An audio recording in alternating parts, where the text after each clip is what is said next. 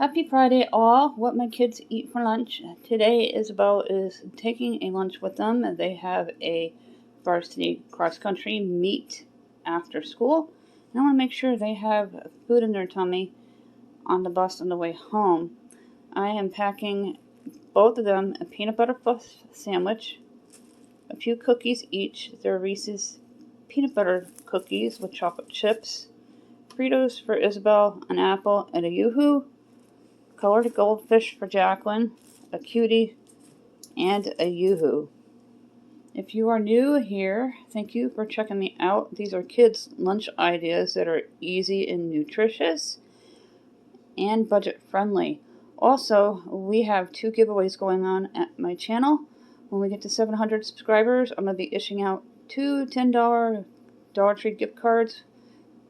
1 for new subs, 1 for comments. If you comment, you must be subscribed. If you are new and subscribed, you must comment that you are new and be a U.S. resident. Also, I need 3 more subscribers for a Dollar Tree items giveaway to happen. Same rules apply to the gift cards. Good luck, everybody. Have a great Friday.